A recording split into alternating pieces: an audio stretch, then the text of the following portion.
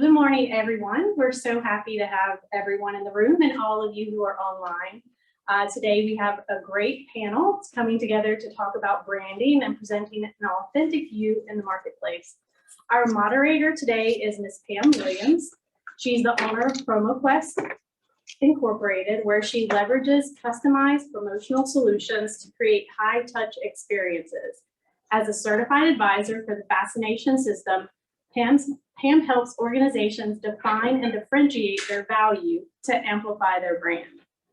Pam is a past president of NALBO Greater Raleigh, and during her many years as a NALBO member, has served on various committees at both the local and national levels. She recently retired from the board of the American Marketing Association Triangle and is the current president of the National Sales Network Raleigh chapter. Thank you so much, Pam, for moderating today. I'll turn it over to you. Okay, thank you, Julie. Everyone out there in video land. So happy to be here. Super excited to talk with this panel. I'm going to be taking a lot of notes. It's nice to have a small group because it gives you an opportunity really to engage. And I'm going to ask you to do just that and get what you came for. There'll be a survey afterwards, I'm sure. And those should all be thumbs up because it's up to you all to make this event what you want it to be. So from there, I am going to give the panelists an opportunity to introduce themselves, just because we're going to start with the branding piece right away. And by them introducing themselves, they'll have an opportunity to show you a piece of who they are. By the time you leave here, I think you will be equally as impressed as I am to be in the presence of these ladies. So we have Sharon Delaney McLeod, who is in the center, and Virginia Parker, who's closest to me, and Zy Floyd, who is on the end there in the green. So let's start with Sharon. Sharon, if you would introduce yourself and just kind of tell us how you got where you are here really quickly, and then we'll find out maybe some more details as we go through the questions. Will do. Thank you, Pam. And thank you all so much for coming today, both in person as well as at home or in your remote office. As Pam said, I'm Sharon Delaney McLeod, and I feel like we all are constantly telling our own story. And that's what branding is, really, at your personal brand and professional brand, and how we have that intersection of the two. I had a career number one was as a television journalist that I spent 20 years covering all the different markets I lived, and I was telling people stories. And once I decided to pivot and go to career number two, I became an entrepreneur 15 years ago. And that's also when I learned about NABO. And Olala Jenga, one of our dear friends and past president, she is the one who first invited me to come and learn about NABO many years ago. And I didn't officially join until this past year, but I've known about you all and I've been a part of some of your programming for quite some time. And being an entrepreneur needs so many, you all are like the board of directors for my company. Like that's what I find is so helpful about NABO is you have an endless number of people that you can ask for advice to help you continue to grow your business. And part of that too is the branding part of your business. And we've got all these great folks at NABO who can help be a part of that.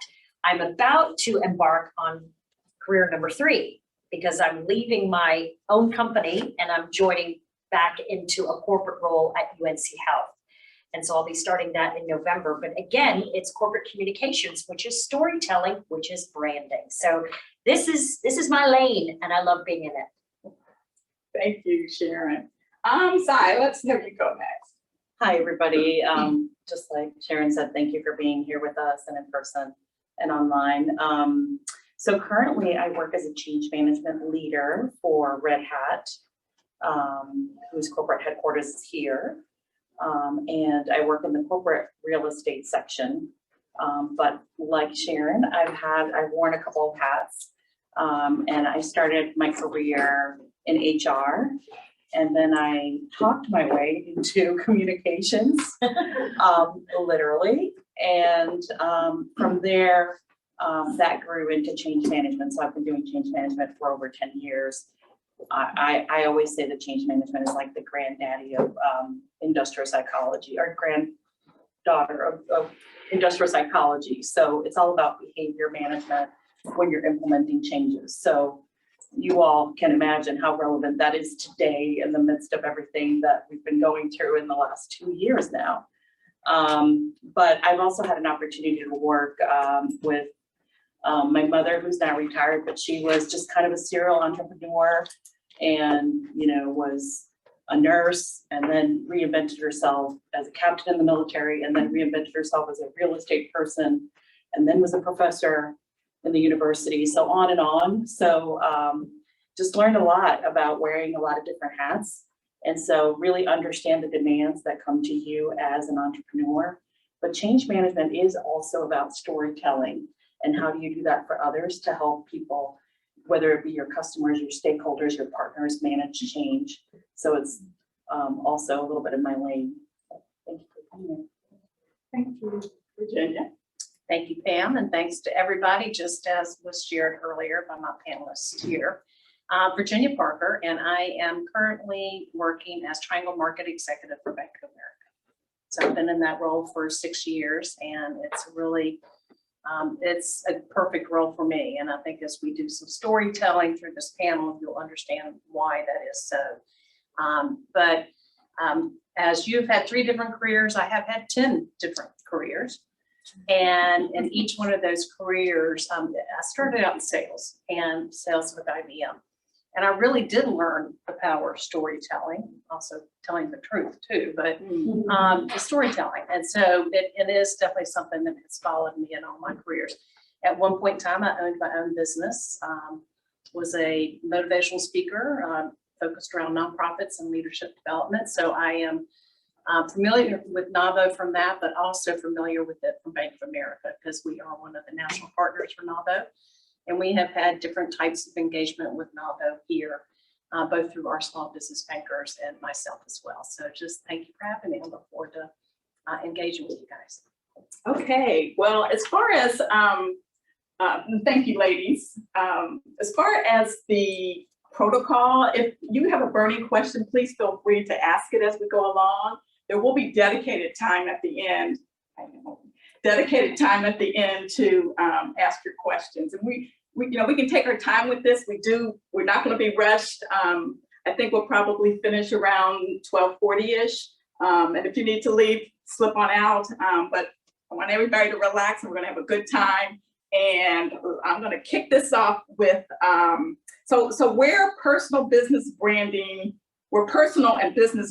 meet. That's what we're talking about. And conveying authentic you in the marketplace. And so just to get an idea of where everybody is, who in the room is actually working on your branding? Okay, and who is has already done it and you feel really confident about it, you got this, and you're just here to hear the story. Okay, so most of you are working on it. So that's great, that's perfect. Let's start off with personal branding. I hope we can spend some time on the personal piece and then lead into the professional piece or the company piece and kind of what the difference of those two are. So to kick it off, let's define what personal branding is. And Zai, you want to start off, kick that off? Sure. That's a loaded question. Yeah, it is. But it's fair. I believe that personal branding is, here's the thing, we have a brand whether we want to admit it or not. It's the way that other people perceive you. It's kind of when you ask a group of colleagues or friends, hey, in one word, can you describe that person? And for some people, there's a very consistent word that keeps coming up. They're cheery, they're cheery, they're cheery, they're hopeful, they're hopeful, they're hopeful. For other people, it takes a little bit longer. And I wouldn't say that the goal is necessarily that everybody come up with one word or that word is, positioned as positive. The most important thing is that you know that word for yourself. Sometimes when we get to a special age, and people used to call it a midlife crisis, special age, where we're really in that metamorphosis and our wings are about to flutter, right? It happens because, psychologically speaking, we get to a point where all of a sudden what is within us has to line up, right, with either our surroundings or what we're passionate about or how other people see us. When that doesn't happen, when that's incongruent, we have kind of a crisis of conscience or that midlife crisis, or we're just trying to really determine who is it? You know, we used to ask ourselves when we were growing up, what do I want to be when I grow up? And sometimes we forget that question, and that's okay because we're still growing. We may not be growing up, but even neurologically speaking, our brain continues to map new neural pathways. And so personal branding, when we have a good grasp of it, it just means that we have a good grasp of who we are, what we want to stand up for, what are the fights that we're willing to die on that hill for, and what are the things that we're going to let go. And I think that's really at the core for me what personal branding is. Okay, thank you. Sharon? Ditto. Yeah. What she said, what I said, that I just love. Yeah, That it's is really good. just a fantastic way, I think, to describe personal branding. To add to that, a lot of people misconstrue personal branding with social media and my Instagram or my Facebook, and it is not that. And I teach or do a lunch and learn about what is your personal branding and your executive presence online as well as offline. And the thing about it is, if you say, oh, I don't have an online brand or any of that, well, guess what? Google your name. There is something out there. My mother, who has never touched a computer, has a brand online. So if you don't harness and take control of that brand, why let someone else take it? You should control that story. And the thing about being online is you can update it. And the more you participate in it, that's what shows up in searches instead of some random thing you did 12 years ago, right? So that's why it's important. But when we think about personal branding, there's the offline and the online. And the online, I tend to spend a lot of time on LinkedIn.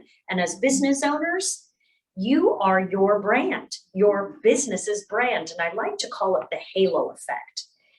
Oftentimes, as the business owner, you're the face of the business. People will get to know your business by getting to know you. And that halo effect is, I've seen it over and over again. I have a client right now. We launched a company last October. People have never heard of it. He now speaks nationally almost every week. And even though Abler is not invited to be at these conferences, John Samuel from Abler is. And guess what? When he gets in front of these people, he tells the Abler story. It's all combined. So that halo effect is such an important part of your personal / professional brand. It's all mixed together. And you're right, that's got to be congruent. And so I think that that's why it's important that you do spend time on that personal branding / like I said, you can interchange personal brand, professional brand, but it's all your executive presence. And I have a couple of documents that I would be happy to share with you all that we can send out. That is some 101 stuff to help get your LinkedIn up to par. As the why, and it explains a little bit about the algorithm. And then the second piece is the actual 12 steps that you need to take to lift your searchability on LinkedIn. All right. Well, Virginia, I'm going to ask you to do the same, but what interests me was the fact that you, that's why I'm giving you a little extra, you can change lanes a little bit. Okay. So definitely want to hear if you have something to say about personal branding, but I guess I'm more interested in hearing, you said that you had 10 careers. Mm-hmm. And so what was your red thread? You know, can you point to a red thread here at the end of, not the end, but on this side of those 10, if you would kind of talk to that and how that transpired in terms of you feeling really confident and knowing it's the same, I'm here, this is how I show up here, here, here, and here. Yep. Happy to. Again, wonderful things already shared. And I think from my perspective, the only other thing I would add is that, and I think for women business owners, especially entrepreneurs, small companies, that's really you. there really is an intertwining of the two between the business brand and the personal brand. But I would say that you can also go throughout life and just have the personal brand. And I would say that if you look at my 10 different careers, the common red thread through it all is that I'm a connector. And Zai's going to tell you that she's a weaver, and I really love that better, but I can't take it because she's on the panel. But I'm going to take it going forward because I love the weaving part of it. But I've always said I'm a connector, and that's, you know, I started in sales, and you have to connect when you're in sales, and then I was in, you know, and again, I always say I'm a connector, but it's about connecting, and then to be honest, it's influencing. There's always the component in there for me in regards to trying to influence, and so it was sales, it was sales management, it was business development, it was them working for myself and having to sell myself, and then getting back into the professional world or into the corporate world and having in business development, and then it was nonprofit fundraising, and then it's Bank of America. And to be honest, if you look at each one of those changes in my career and in my job, it really was because I was known as a connector.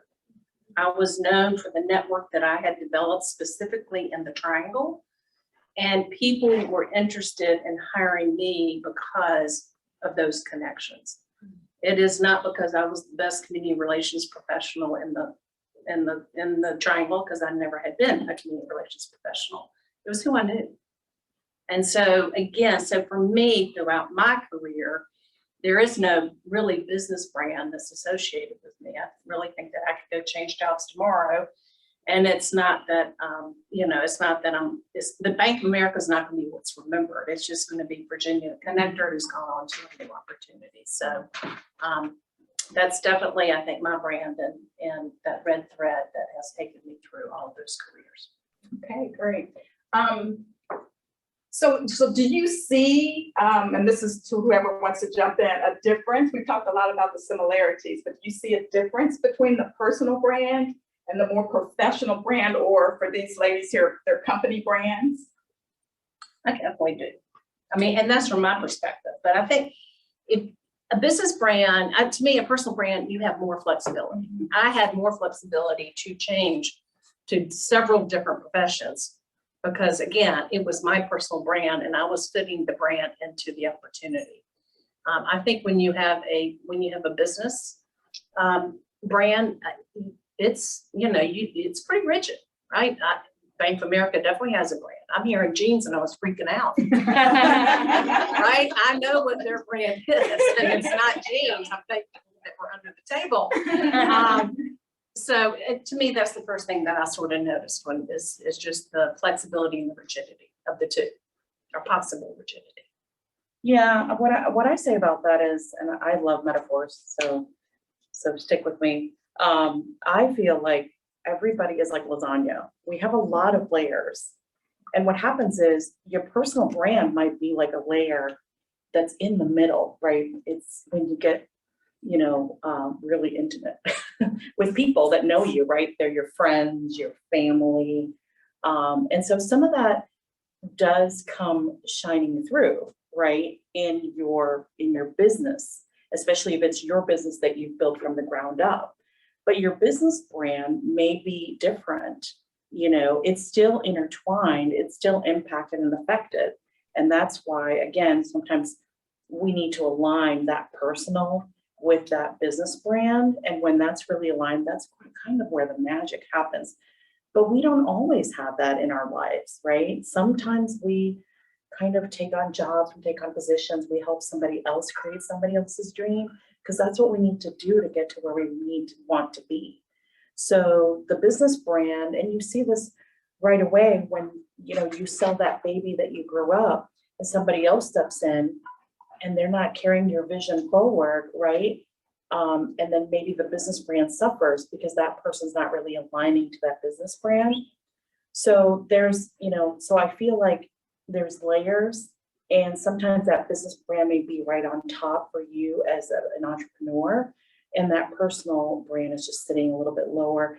It's a little bit more because we don't all show all of who we are to everybody, you know. You're not going to talk to your, your staff maybe the same way that you talk to your friends, but there's going to be an element of who you are in that, right? So layers. There's an online question that has to do with this. Yeah. So this person says, I am one to be very transparent and share about my personal life. Any best practice for what to not share and where to draw the line in keeping personal? I'll jump in on that because I am an open book. My heart is on my sleeve, and that is consistent across my life. And I think that's what leads to that. And I know we wrote about this or talked about this in prepping for this and being authentic, right? Because you can only pretend for so long. And the whole idea, fake it till you make it. Okay, yes. And when I first started as an entrepreneur, you all might know the Holderness family, the Christmas Jammies family, Kim and Ben Holderness. So they're my business partners. And when Kim and I first started, and then the Christmas Jammies thing went bananas, 10 million views in a week, crashed our website, crashed the server. And Kim Penn and I were clueless in what we were doing. It was really just a luck that video became viral. And these big agencies in New York and stuff, we'd like to talk to you about what your launch strategy was. We literally would say, we'll have to call you back. What is a launch strategy? Yes, we were clueless. It was crazy. Yes, it was nuts. And so what we did is we were smart enough to hire the smartest social media digital marketer on the planet because we didn't know what we were doing. But as entrepreneurs, don't you often say you get a call, do you all provide this? Why, yes. Right? That's what you do. You sink or swim. You're an entrepreneur running a business. And so there is that element of faking it till you make it, but then you know where your limits are. So you bring in partners that can help you deliver on what you're promising. And when I think of that and you step back and you look at a larger kind of thing, part of why I have grown what I've done as a storyteller. So weaver, connector, storyteller. I think that's sort of the red thread that aligns throughout all of my career changes. And stories have to be real and people connect with you on that level. And when someone can resonate and say, oh my gosh, she and I are actually more alike than I thought. That's where I think that people then say, okay, I want to know more about that brand, about what she does, what her company does. And I think that's the only way to be real. Now, everybody has their own comfort levels about how much you're willing to share. And that you can test it out a little bit. And in a safe space like NABO, that would be the first place to start. What are you willing to share about your personal story and how it intersects with the business story? I think about, you all probably saw this on the news yesterday, Sarah Blakely, the CEO and founder of Spanx.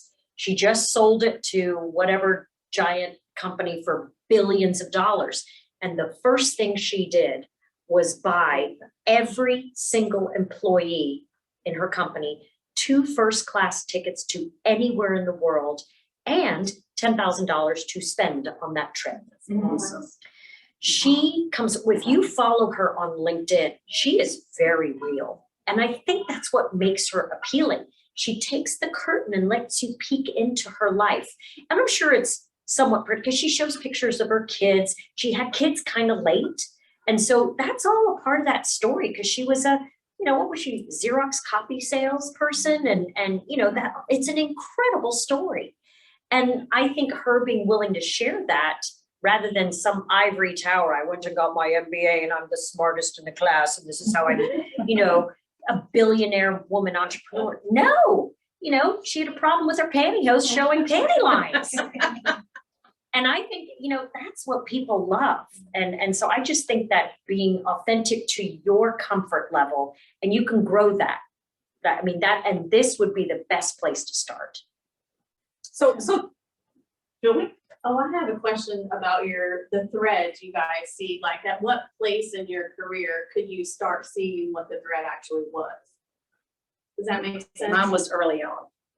Mine was early on. I mean, I knew it from high school, right? Just that I loved meeting people, being with people, learning about people, and then learned that then I like to try to influence. I think other people recognized it in me before I did.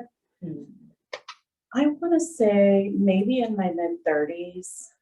I think it has to do with just how aware are you willing to do the homework on yourself, right? To have that self-awareness. And sometimes it's growth. So sometimes you have to go through some growing pains, but you know, eventually I was like, aha. And when I heard the word weaver, I was like, okay, I get it. That's it. That's who I am. But I just wanted to reference the person about transparency. I think there's a myth out there that we have to tell all in order to be transparent. And I just want to be clear, because transparency doesn't equate that you are telling all your business to everybody, including your staff, right? So, you know, to that person that asked that question, I would ask, you know, is it a deep desire to be accepted by your staff and well-liked by your staff that drives you to overshare? And also I would challenge that business owner to say, am I now burdening my staff because they know a lot and now they get to worry about everything I'm going through? So while you want to have a space to share, you know, things, maybe that's, you know, not the workplace. That doesn't mean that you don't say, yeah, today I'm having a rough day, but maybe you just don't share all the details. And I would echo Sharon that these networking spaces, you know, are, I would hope, safe spaces to really work with other women, and where somebody can tell you, you know, I'm here for you. You may not want to share that with your staff, you know. So, you know, those are things that you kind of grow through. But the big thing is, because I think transparency is kind of like a big word nowadays. And I just want to be clear that if you're not that kind of person to share everything, it's okay. That doesn't mean you're not being transparent, right? You know, you're just a different personality, because, you know, it takes all kinds. Do you feel like that you're in situations sometimes where your personal branding mirrors your audience, meaning male to female? I work in you know, I own a business brokerage firm. I've been in the military. Most of my sellers are all male. I almost feel like I have to be like somebody sort of different when I'm up against an owner of a company or a buyer of a company. And do you feel that? You ever feel like you have to have a different brand each time?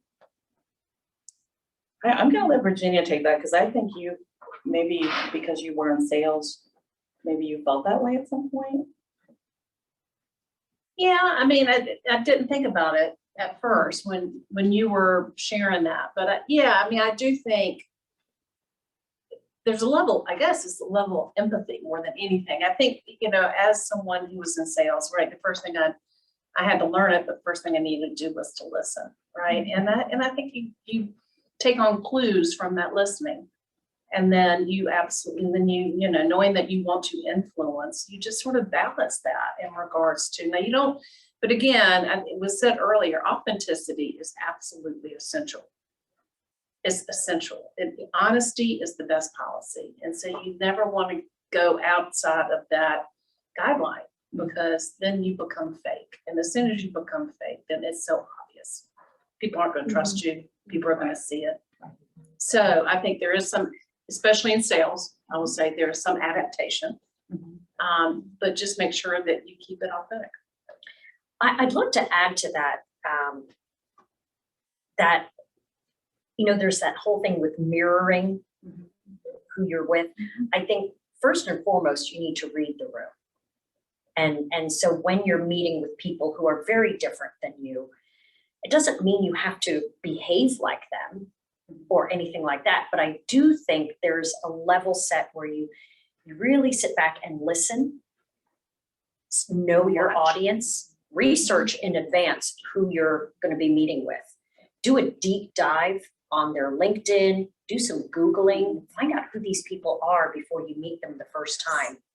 And I think then reading that room and listening well before you kind of jump in, you can still feel very authentic, but also because I have a colleague right now who's going through a lot of executive coaching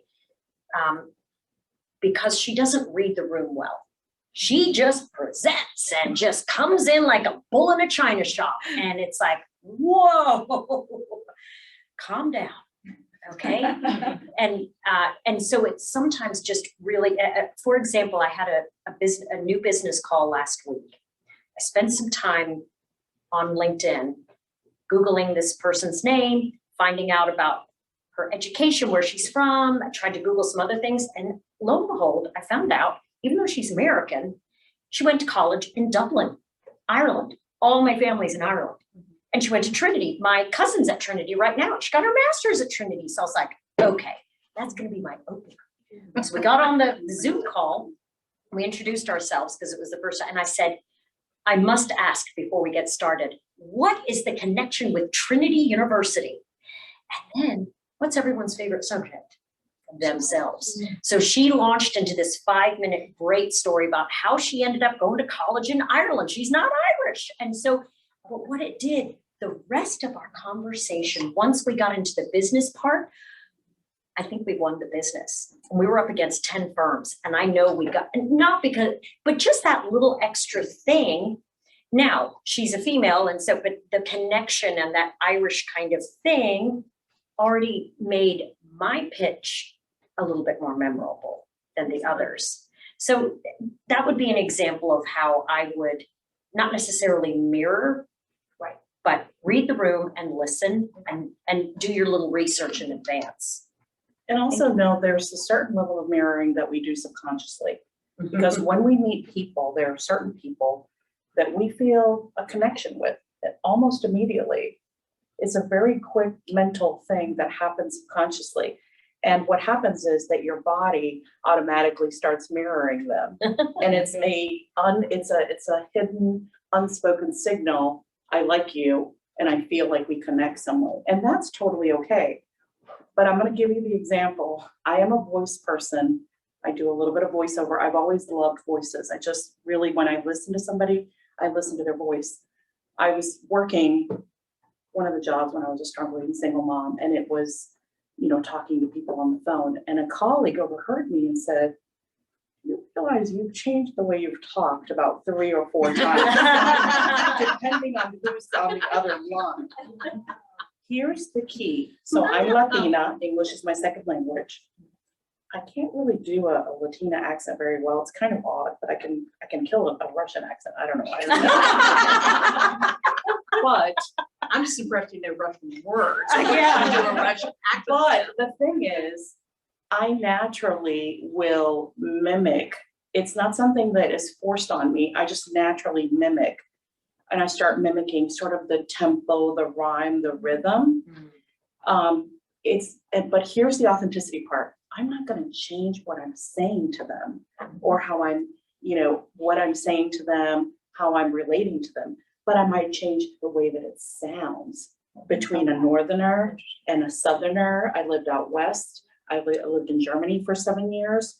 So, I lived in New Mexico, totally different rhythm and rhyme. I went to Hawaii. People thought I was Hawaiian. The minute I opened my mouth, "Oh, you're not Hawaiian." And I knew why, because they have a different way.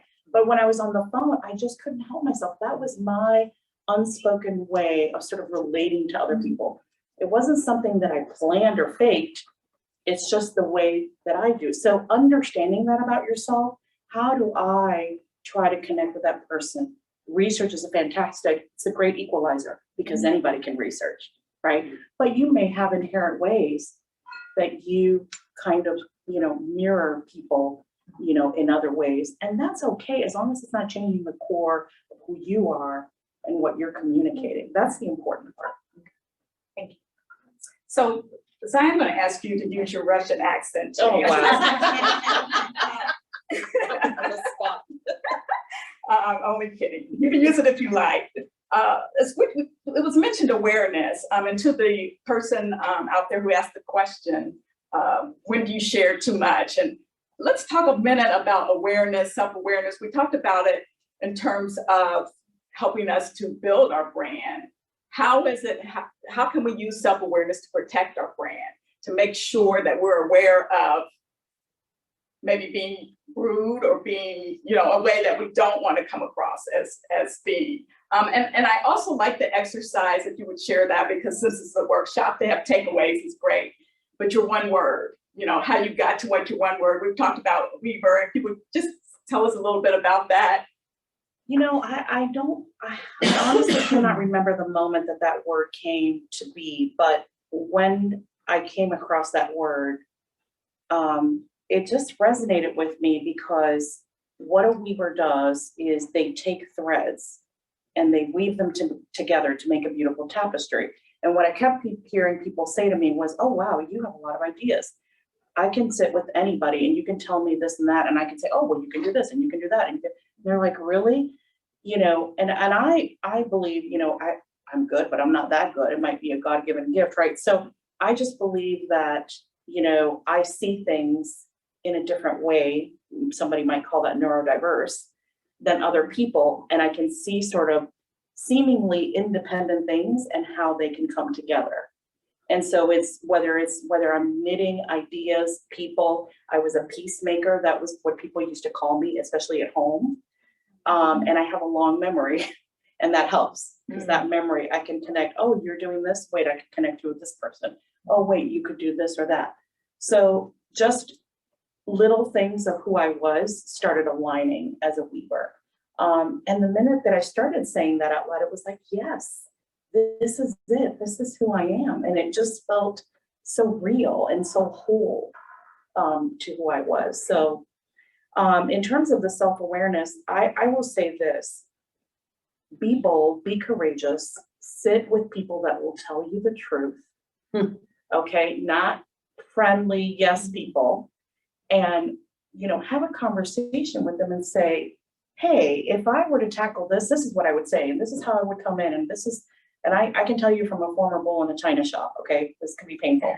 Be courageous, have a conversation and say, what does that sound like to you? Okay, what does that sound like to you? And if you're the person on the other end, be courageous and tell them honestly, I think because I know you, I think I know what you're trying to say, but this is really how it's coming across. Okay, case in point, my lovely mother has a very strong Spanish accent. And in Spanish, we communicate in a very direct way. When you translate that word for word in English, it sounds very rude and sometimes just really forceful. So a lot of times I would have to backtrack. Imagine her, as a Methodist minister trying to put a sermon together. And I would say, no, that's not going to work. That's just not how you're going to get them to the Holy Land. I would say, I know what you're trying to say, but these are the words that you might try using. So, and we've all met somebody like that, and maybe we are sometimes somebody like that, and sometimes with our children, and we have to backtrack and say, that came out really hard in a harsh way, but this is really at the core of what I was trying to say. And that's okay to go back and say that. That's the other courageous thing, is if you're aware, because that's kind of the first step, knowing, then you can go back and you can say, Mr. and Ms., partner, staff, customer, this is really what I meant behind that. And maybe I didn't express myself accurately. Great. So another benefit of your NABO membership is to bounce off your NABO sisters. That's what the community is all about. So I'm going to move on to a new question, and it's about competition. So there's a lot of competition in the marketplace today. It can be tempting to say what we think our audience wants to hear in order to sell our products and services. What are the problems with this approach? So basically, your messaging being what you think your audience, and it kind of gets back to the authentic thing, but any comments on that? And also let's talk about competition. How do we manage that sense that we feel inside of us when we're thinking about, okay, she's doing the same thing I'm doing, and she's in the same room that I'm doing it. How do we keep competition at bay? I know that from the agency standpoint, that's a very competitive space to be in. Creative agencies, they're on every corner. And so and it's oftentimes an RFP type of situation. We're all working to put together these fantastic proposals with promises of the Holy Land for your business, right? All kinds of things. And I'm a competitive person naturally, so I love that. But when you lose the business to someone else and you're trying to figure out, wow, what are they doing better than we do? And why was that person chosen over us? And then in that research to figure out as a business owner, why someone else, because at that point, when you get shortlisted, you put in the RFPs and then they pick the top 3 and you go in for the interviews. Most of the time, all 3 could probably do the work. Mm-hmm. So what is it that they chose that agency over us? And it all came down to relationships. They either in the pitch, they made a connection better than we did, or they've known that other agency person for years and they just knew that they could trust them and they knew that the work was going to get done. So that is what I believe, like what Virginia does with the connector, being a small business and getting yourself out there and not being shy about it. And not only doing NAWBO, but doing the chamber, getting on committees, volunteering, getting your face in front of people who could then be your customer. And it's imperative, even as an introvert or an omnivert, which is, you're an extrovert maybe at home and with your friends, but you're very shy professionally. Is that what I know? I never knew there's a word for it. I think all of us at some point are omniverts, depending on the situation. It's all contextual. Totally. But I think that that's where it oftentimes comes down to where the competition, and trying to win the work, win the customer, win that, and then how do you keep them? And oftentimes it's building that relationship. And sometimes that relationship can be built online and doing storytelling online. So can you write a thought leadership article about what you're doing and post it online? I'm helping a friend right now who is in between positions. And so she wrote a couple of amazing articles that we posted on her LinkedIn. And it's her thought leadership about nonprofit resilience. And nonprofits, just like healthcare, have just been crushed during the pandemic. And part of her brand is that thought leadership, because she's got 35 years of nonprofit leadership and the many lessons she's learned. And so when she's up for the next role and she gets shortlisted, people are going to look at her LinkedIn and the other person's LinkedIn, and they might see that and go, she's a level above because she's worked on her personal brand on LinkedIn. So that's like a very easy way to do things right away. Start sharing your expertise. So Zai mentioned, she was talking about voices, but she talked about how she can sometimes just have an immediate connection. So Sharon, based on something you said, it's making me jump off to this question, and that's the ideal client. And so the relationship piece you talked about, but what about those people that you just either hit it off with or you don't?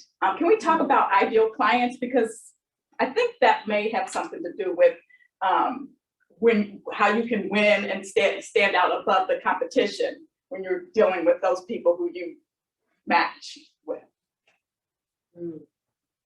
I've had to fire clients, which is really so. I mean, and as a small business owner, it was like sticking glass in my eye, having to fire a client, but we could not make it work.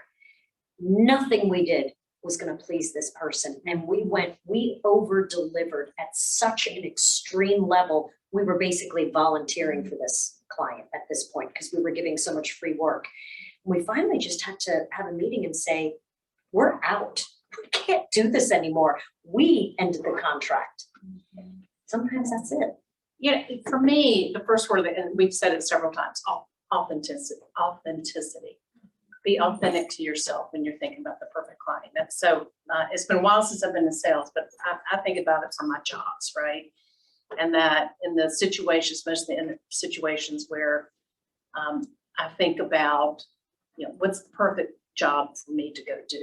And there was a time I used to be at Wake Tech. I used to be in the foundation raising money there. Had been promised a higher position, and the gentleman who was in that role had decided that he wasn't ready to leave, and it looked like it was going to be years down the road. And I happened to have lunch with a man who can sell ice to an Eskimo, and he told me about this incredible opportunity with a scuba diving nonprofit that was headquartered in landlocked Durham. Wow. And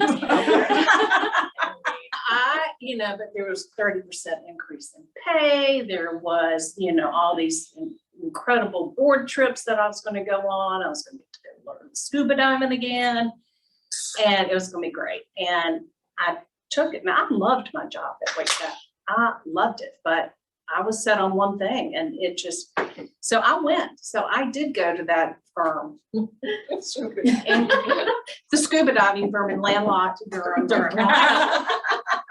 And within 2 weeks, I was in my huge office. I swear to God, it was this big, crying my heart out because I had made the wrong choice, because I was not being authentic to myself. I got mesmerized with the money, and I got mesmerized that I was gonna show Wake Tech, how, they did me wrong. I wasn't looking for what I needed to be looking for to make me successful, whether that's in a sale or whether it's in a career opportunity. 2 weeks, I was looking to leave that position. I had to stay a year. I didn't have to, but I ended up staying a year, and then I left. But it was just, I wasn't being authentic to myself. And I would say the same with sales. It don't just be true. Honesty is the best policy, especially when it's with yourself. So do any of you all have a question about ideal client or target client before we move on? How many folks have actually identified that for yourself? Great, so that's why you don't have any questions. And I would say about ideal clients, I feel like ideal clients is almost a byproduct. You start out with a target audience, right? Well, you start out with any client. We're being real, right? Any client will do. But in your mind, you have a target audience or target clientele. What happens is when you start interacting with, everyone in that demographic, people will come to you, certain clients, and you're like, aha, that's it. That's my whale, right? Vegas talk. That's the person they're going to keep coming back. They're easy. They know what they want. They communicate easy. They understand my terms. So I think that ideal client only comes after you've been dealing with just your general clientele after a while, and you identify, what that ideal client is to you. And so the goal is, how can I take that target group, right, and foster that ideal client once I identify them.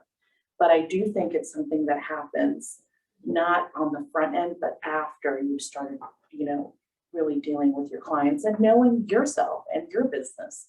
And sometimes that evolves, right? As your business evolves, your ideal client might evolve because your terms might evolve. The way that you do business is a little bit different. Let's say you go digital. All of a sudden, your ideal client may not be that person that showed up to your brick and mortar every Saturday morning, ready. That may not work for you anymore because you've gone online. So then you've got to shift and pivot and say, love you, would love to turn you into an ideal client. How can we incentivize you? But I've got to keep moving forward to make sure that my business is resilient. That's a great point. Do you find it helpful to partner with, or not necessarily partner, but have other, I know you said you have a ton of competition. Do you ever kind of keep that competition in your mind when you find a client that's not an ideal for you and you think, oh, this is not a good one for me, but this would be a good one for such and such, and being able to kind of gear them over to them, so that way maybe if your ideal client goes to them, they might push them along to your way. Yeah, and I have fired 3 clients, and 2 of the 3 I said, you might want to check out this agency. They might be a better fit for you because I'm not. I did. I made suggestions. And sometimes that can lead to unconventional partnerships that you never thought of before. As long as you're not giving lock, stock, and barrel away, Right. you know, and I always say, right, I read an article recently, like people that have higher EQ understand decision making, and we put it in 2 buckets. There's the decisions you can take back easily. And so those you don't spend a lot of time doing because you can jump into that river and you can get right back out. And then there's decisions where there's consequences where you can't get back out. So if you find that you have an opportunity for a partnership where you have a way out, if it's not convenient for both of you and you're not selling your soul, you know, then that's something to consider as well. So one important thing that I'm hearing, which kind of jumps off the awareness thing, but it's also intention and being intentional about what you think about. And the story that you just told, as far as your ideal client and staying aware and paying attention to how that's working or how it's not working and taking it in rather than it just being another thing that crosses your path. I guess my question is, as far as when you approach your business and approach your branding, how do you make that a practice, make an intention a practice, so that you're paying attention to the little things? That makes sense? Yeah. So I forgot what the square is called, but there's a square, you should know this, Sharon. There's that square. Gartner Not quadrant? the SWOT, but there's a square of like awareness where you have a blind spot that you know, well, you have a blind spot that you don't know. You have a blind spot that other people see. You have what you show to people, right? And so there's one of the particular quadrants that you want to grow, and that may be. Have you done Tilt Yes, Yes. Yes. So are you an impact? I am an impact. I'm an impact too. Does anybody know what we're talking about in Tilt 365? Tilt 365 was actually born in Raleigh. It's very cool. Her name, Pam Boney is an incredible social scientist, and she wanted to do something different than Myers-Briggs or DISC. She felt like that was very, here you're an EJ 5-6, whatever, and then you feel like you have to stay in that little box. And her assertion over 25 years of research, putting together a new model called Tilt 365, is that we all have all these characteristics, just we lean into certain parts of it much easier and more naturally than others. We're both impacts, so we're fairly extroverted, but where we are missing, where those gaps are pretty extreme. And that's when we're not showing up on our best because we don't know enough about the gap area.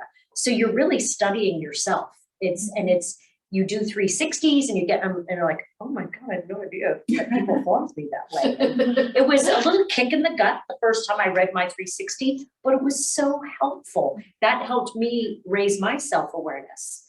And yeah, so that 360, and Delissa Alexander is now a certified Tilt 365 coach. So what do you think I am? I would say you're probably, the impact is right next to connector on the circle and this continuum.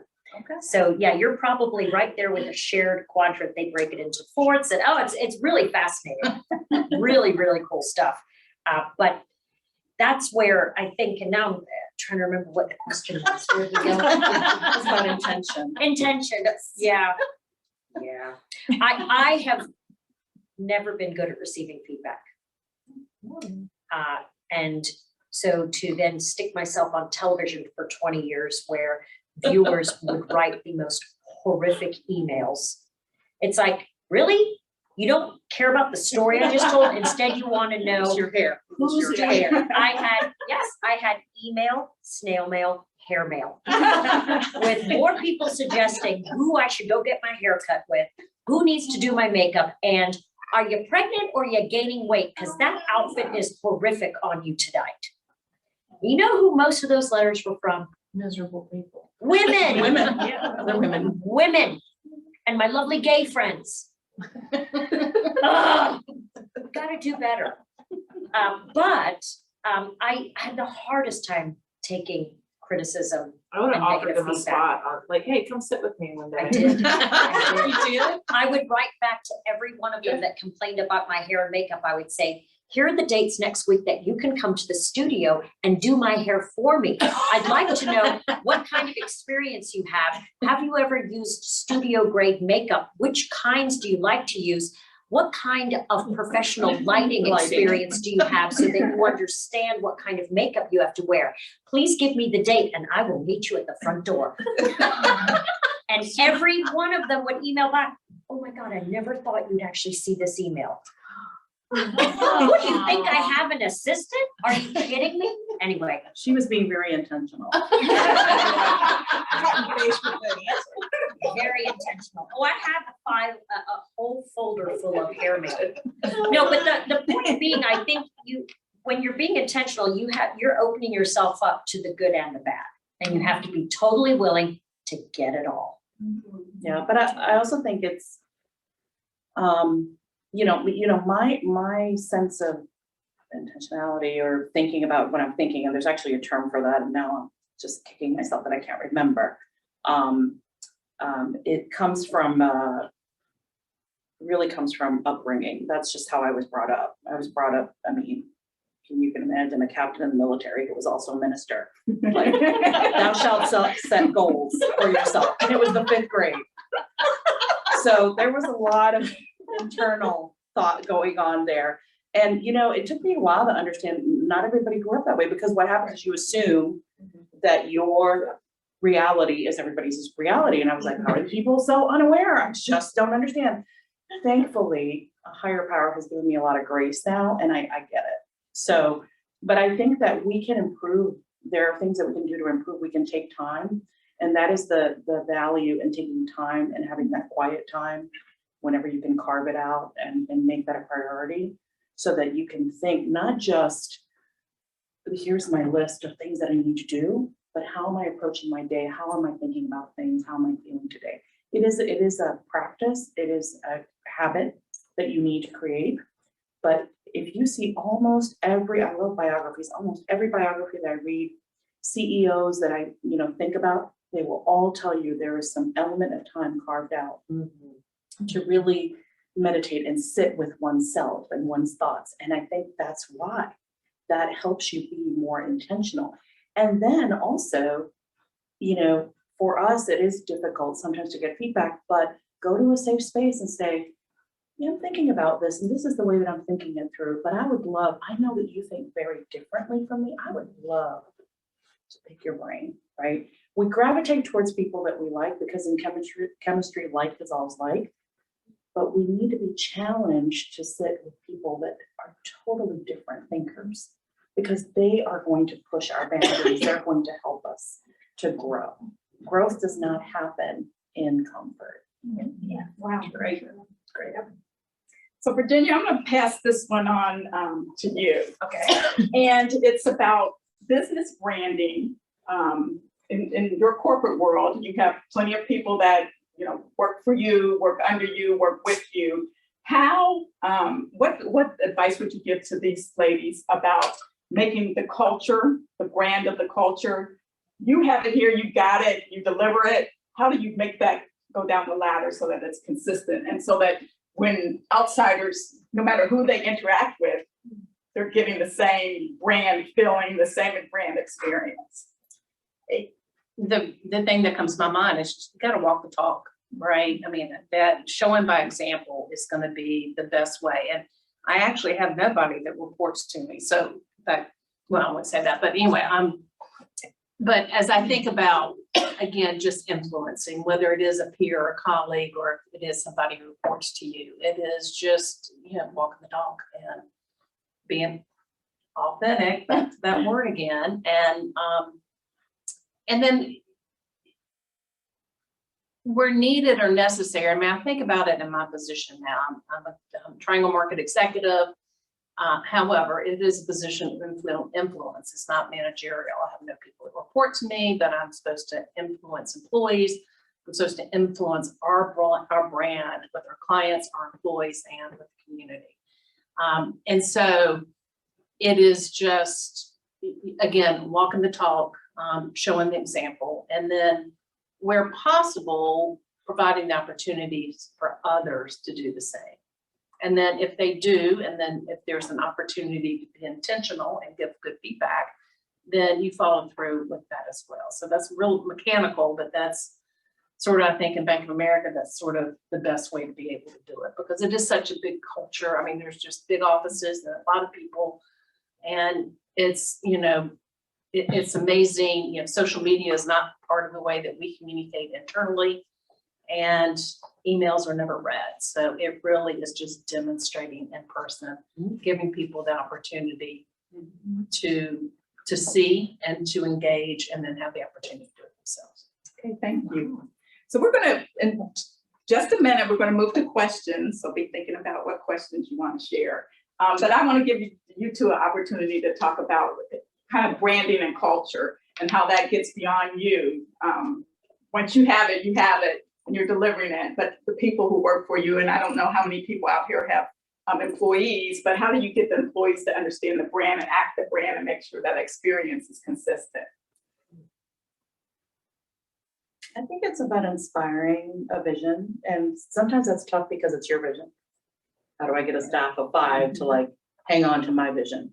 But leaders that are successful are able to either help others find their own vision, right? If they're in the leadership business, creating leaders, or they're able to clearly articulate, this is my vision, right? If you have, let's say, a store, and I'm gonna use Chick-fil-A as an example, because we all know that no matter what happens in that drive-thru, what is the last thing you're gonna hear?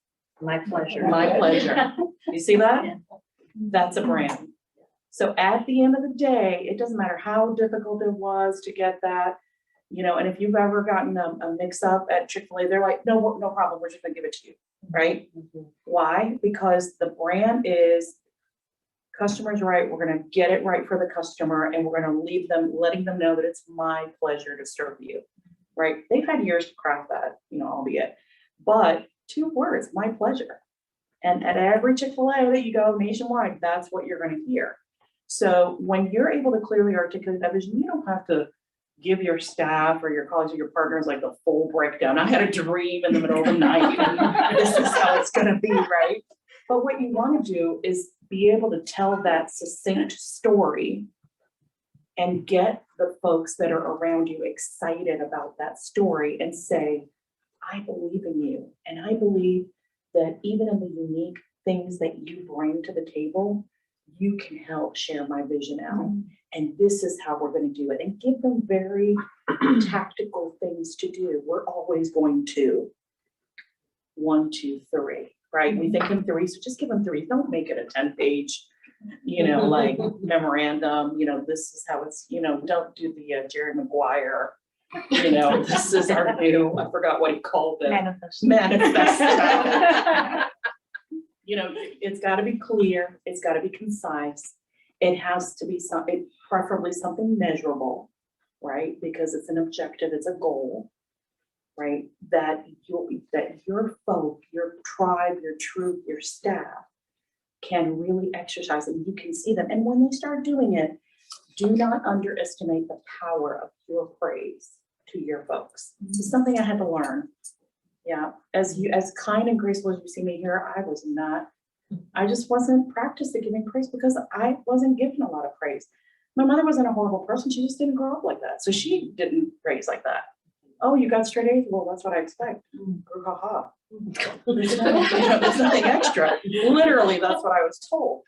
But a dear friend who's been a mentor to me over the years, I was running Connected Women of North Carolina, if you've ever heard of that. I was president for a while. It was a women's nonprofit for leadership.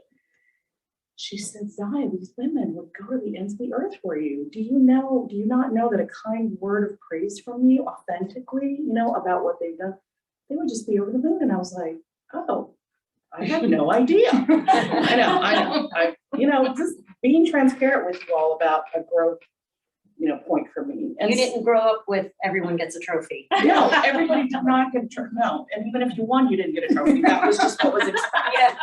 Really, you know. And I am, there's lots of thoughts on that. However, the important takeaway is that people want to be accepted and they want to be validated. And when they do something specifically to help your vision, then take a moment and acknowledge that, even publicly. And it doesn't have to be a bouquet of flowers every time. It could just be, you know what, you did a fantastic job today with that. And I really appreciate how you took that and you carried it forward. And so speaking tactically, I think that's. I love that. Yeah, awesome. There's just really quickly, I want to add to, there is an acronym that my friend that I told you about, John Samuel, who is the halo effect on his company. He happens to be blind. And he says, proximity builds empathy. If you think about the whole idea of what you said, Sai, if you can make your team feel like they belong, that's the whole thing. And sometimes it means walking in their shoes. So I have people on my team who are extreme introverts, and being cognizant of that when we're having a brainstorming meeting, we can run like bull in a china shop, and that poor introvert does not raise the hand, doesn't want to contribute, but yet she's got the most incredible ideas. So stepping back and realizing what's going to make her feel comfortable so she will share, because she's got gold in that brain of hers. And so proximity builds empathy. I am the opposite of introvert. So having to sit back and realize, all right, what would it be like if I were her? And how can I help facilitate her to feel successful here and feel like she belongs? The acronym, I'll get back to that, is IDEA. We're hearing a lot about DEI. Both Zai and I are certified diversity executives. So D, diversity, E, equity, I, inclusion. But I challenge you to add the word A. And the A stands for accessibility. Is your brand, is your company, is what you do accessible to all? And it means so much more than just, do you have closed captioning on your videos? It's do people feel like they can come and be a part of whatever your brand story is, what your company story is. So the idea of it, and you'll be, John is going to be doing a TED Talk on November 7th about that. So I'll have to send that out as a link too. It'd be great for everyone to see. Yeah. Okay. Well, question time. I have a question. So, in a former life, I was a county commissioner, and so that in itself had its own brand. Now I have a business, and I need that business brand to step up more than it has. Like, for example, took a couple of managers out to eat lunch yesterday. Big, thing on telling me who I am. Everybody's wearing corner, clean t-shirts, whatever. And I get up to the checkout counter, and the only thing that they want to say is talk about the time I was a county commissioner, right? So how do you fix that perception? Because as we all know, the perception of elected officials is just not, it's not stellar. So how do I move away from that to stop being that and start being corner clean? I love that question. I'm sorry, what's your name? Penny. Penny, I would say that you're suffering from I won the Super Bowl syndrome. This is what, a lot of famous athletes go through. They'll win a Super Bowl, right? And then after that, they haven't won any, or they retire, they do something else. And all anybody ever wants to talk about is that one time you threw that pass that won the Super Bowl. Do you know how sick they get of that? You have to create with a better story. New stories. You need to come up with new stories. I know you're picking up what I'm putting down. Tell exciting, funny, noteworthy, remarkable stories of what you're doing now. And, test those stories, test them out with Navo, test them out with your staff and say, what about this story? Do you remember the time this happened? Do you remember the time we overcame that? Do you remember the time, I can tell you for almost every scenario in my life, I have a story. They're etched, they're here, and the nice thing about starting that exercise of really digging for those stories and those nuggets of gold is the more you do it, the better you get at it. Thank you. We have a question online. I hear you really need to know your competition. My question is, how much do you need to know that versus your own brand? I've done secret shopping. I've had a friend of mine in Florida, so that if they traced back a number, call and pretend to be a customer. I, on the other hand, have been a secret shopper for an organization that they wanted us to test what the phone conversations were like at an organization. I don't think there's anything wrong with that. It's called research. After you figured out who you are. Yeah, I mean, I think it's a good balance. I mean, yes, you got to know your competition, but sometimes we're our own competition. Because again, you did something amazing or noteworthy that stuck in people's mind, and now people are stuck with that, and you're like, really? How do I top that? Great, we had an amazing relationship with this client, you know, it went viral. What do I do next to top that? So yeah, you have to know what you're bringing to the table and how, you know, what makes me unique. You know, it's all about diversification right now. Your competitive advantage. Competitive advantage, right? You know, and maybe it's not your services, maybe it's how you approach, you know, your clients. You know, maybe it's your staff and you're really proud of your staff, and this is how we run like a family, you know, like a well-oiled machine. And you know, so you've got to find that thing and be able to, again, clearly articulate it. If you go up to a stranger and you're able to tell your story and they walk away going, I get it, you got it, right? And sometimes it takes some practice and refining. It doesn't come easy to everybody, but you know, I think, again, novel, great resource where you can kind of bounce that off and say, let's just have a story time gathering and we're going to tell each other stories and see, you know, have a competition. Who tells the best story? Julie, you're taking notes on that program? Our next peer group. There we go. That's great. Any other questions? I think I have one more question, because you guys have talked a lot about authenticity and being self-aware so that you are presenting yourself authentically. But I think my question is,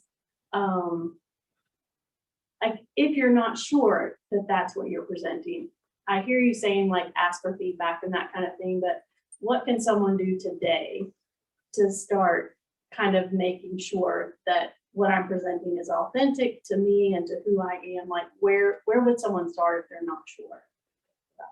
Does that make sense?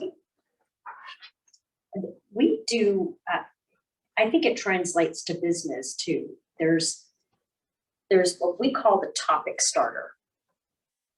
And it's this: I'm going to blank by blank so that you can blank.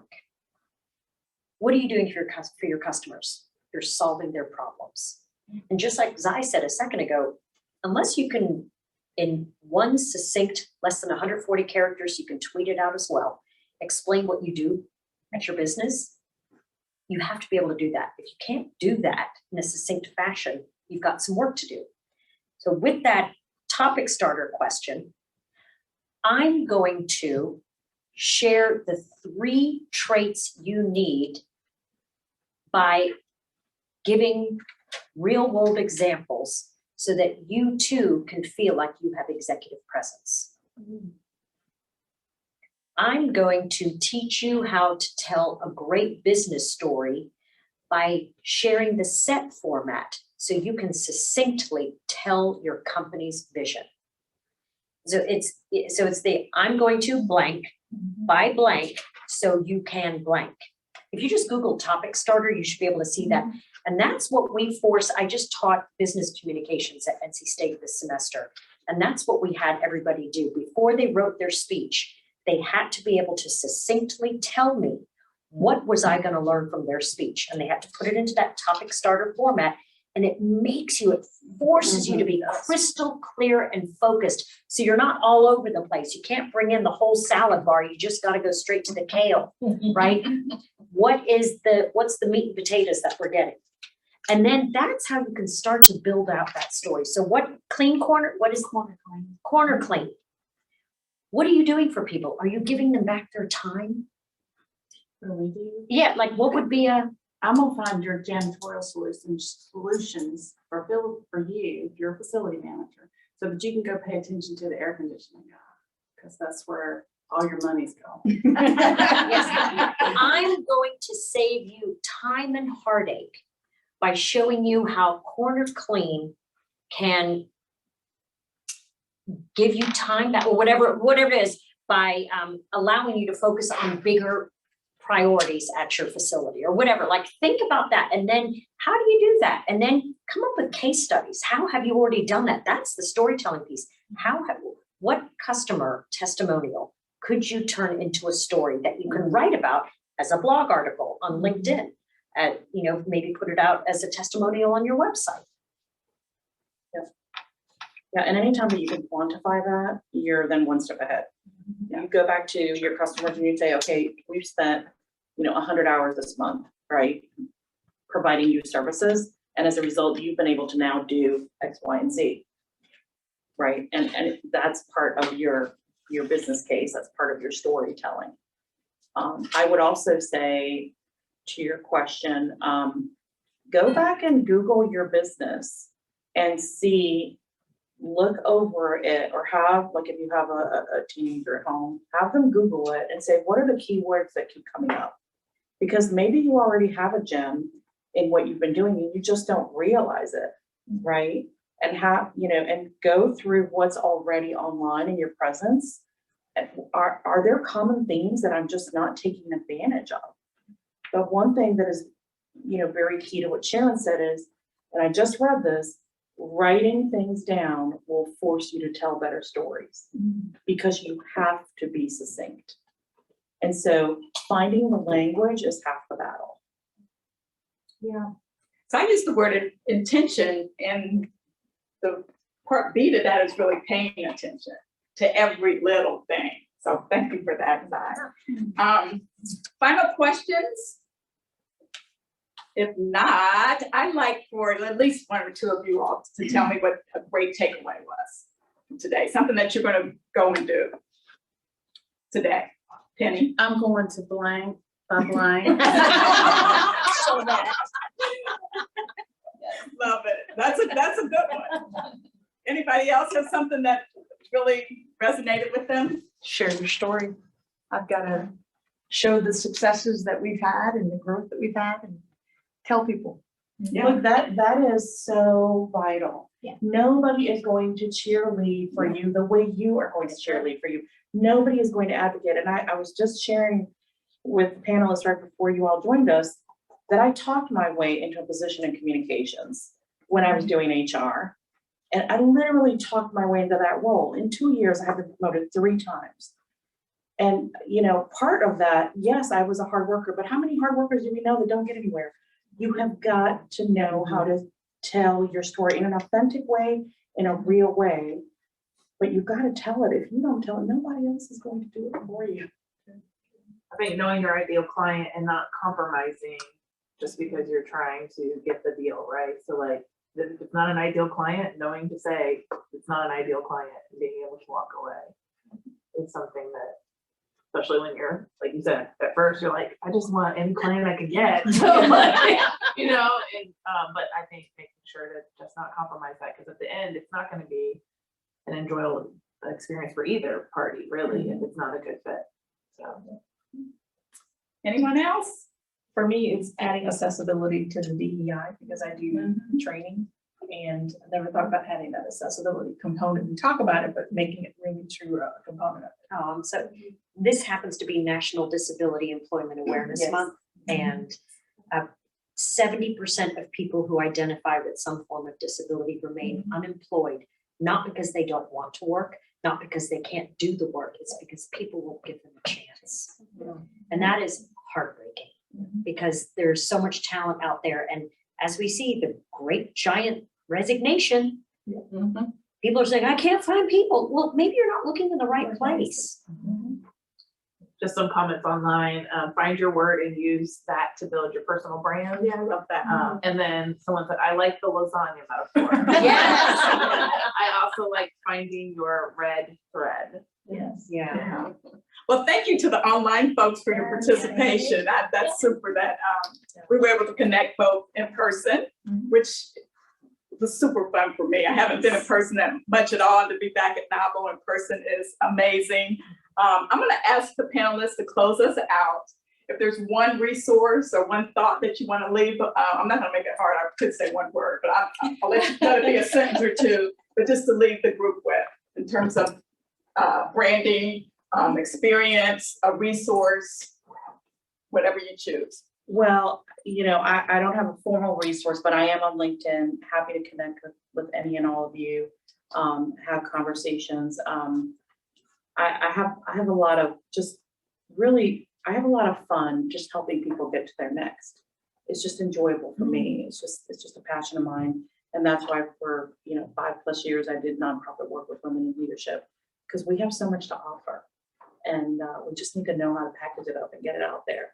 But what I would say is that as a really well-respected woman in the business, Carla Harris, as many of you know who she is, said, don't be afraid to bring, different elements of who you are to that client relationship. As some of you may know, she's in the finance, market, but she's also a singer and she's like recorded and everything. And she was always like really afraid not to talk about that with her clients because she wanted to keep it very professional. One of her clients recognized her and said, aren't you that, didn't you record? And she was like really afraid. But what she realized was there was a connection point, and all of a sudden just, allow, because a lot of us do a lot of different things. We may have different points in connection. Don't be afraid of that. I mean, I think that's why, no disrespect, but men golf, right? They're like, oh, I play a great game. Great, cool.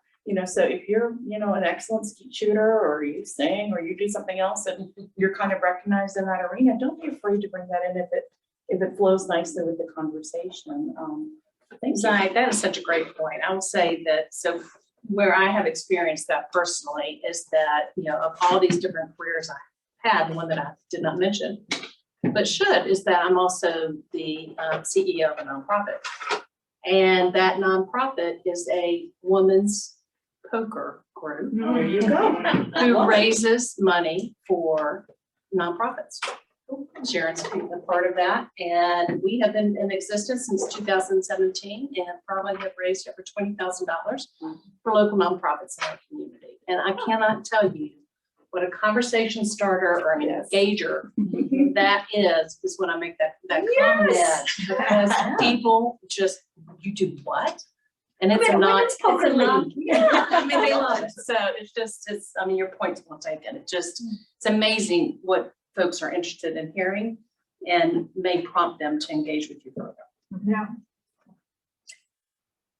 Queen's clothes best. Love it. I would leave you with this. Words matter. And words have power, and that leads to great storytelling. And humans it's coded in our DNA to listen to stories. Think about it. All of our ancestors way back, before the written word, before anything, it was storytelling through the generations, sitting around a fire. That still happens in Ireland. We're all in the pubs telling stories to each other. But all that, we have babies. We're telling stories, we're reading stories. So don't be afraid to tell yours. That's how you grow your personal brand. Wow. Well, perfect place to end. And I thank all of you all for attending. And Julie, thank you for putting this together. And it was an honor and a pleasure to be in your presence. I mean, it really was. There was no doubt what was going to happen here. And it happened beyond my imagination. So thank you. Thank you for the folks online. And with that, we'll break up. Go have coffee with each other. Oh, wait a minute. I forgot I'm supposed to turn it over to Julie. Thank you, Pam. Thank you. Thank you so much, Pam, and our panelists, and we do have some special gifts from the chocolate boutique. Oh, wow. You know your audience.